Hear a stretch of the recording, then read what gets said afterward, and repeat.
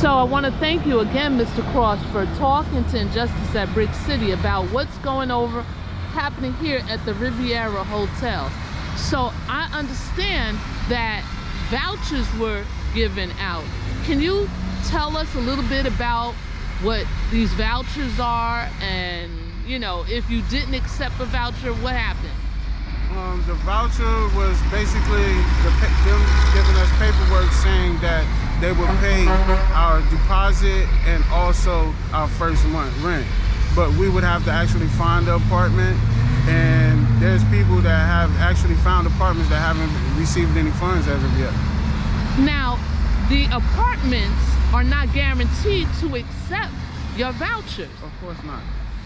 So you could get a voucher, find an apartment, and they go, we're not using this. And so you're still not moving any further ahead. Let me ask you this. There's some people, and I don't know if you know, that said no to the voucher. I guess they want public housing. You've been looking for housing. Tell me what's going on with your search for housing. The search for housing is extreme because, like I said before, it's after COVID. There's a lot of landlords that's actually trying to evict people properly and get houses cleaned up and prepared for new tenants. So there's a lot of apartments that are not actually on the market as of yet. So we would have the funding, but we don't have any availability for apartments to move into. So that takes time.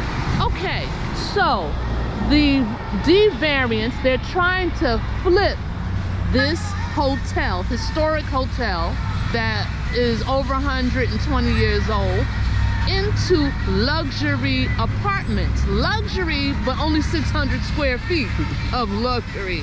Yes. So evidently it's not for people with children. Of course. Okay, so that is not going to be something useful for people who are currently there.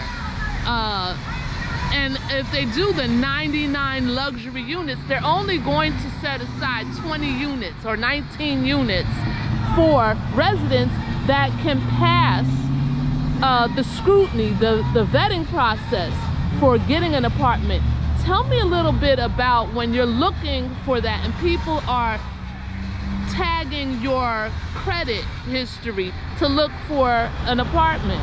When you're applying for apartments, you sometimes have to go to 2 or 3 different landlords, you know, within a 3-week time period. You know, once you find the apartments that says they want to be available. And when they're pulling your credit each time, your credit score begins to drop.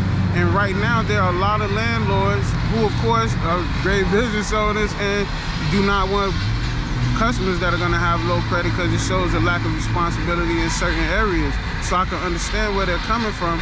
But when you have people that are out here actually looking for apartments that are not available, then you have to give some type of exception. But that's not happening, an exception. But let me ask you this, Mr. Cross. If there was clean, safe, available public housing, would you take a public housing unit? Yes.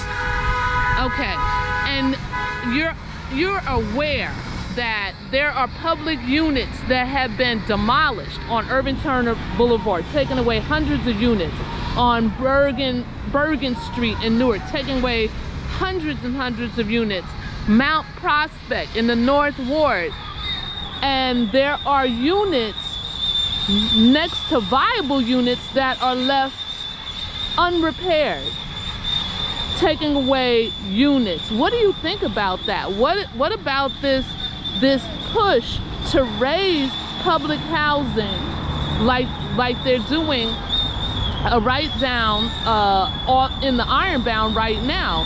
Terrell Homes was a big, solid development, and they let it go to ruin, and now they're raising it and putting up replacement units allegedly and luxury. Like, what do you think about that? Well, it's a bad thing because actually you're not really caring about the residents of Newark. The majority of households right now are not father and mother doctors. making over $200,000, being able to afford $3,000 a month for rent for them and their children. $3,300 at 1180 Raymond Boulevard, and every time your lease is up, they increase your rent. They are definitely. They said, you know, the city said that they were trying to actually make sure that the rent is going to be moderated based off of income, and they were always going to look out for people that are already in the lower income level. But as of right now, they are not. But as soon as we started to reach out to them, as far as the 71 families being displaced, the city did come out and they brought their entire team, the homeless prevention services. They did come out and they started trying to help people get processed. But not only do we need to get people processed, we need to get these buildings developed so we can have somewhere for people to go. Now, the Riviera is a transitional residence for most people. Yes. Some of them have been there 8-10 years waiting for public housing, which has a waiting list of 8 to 12 years. Yeah.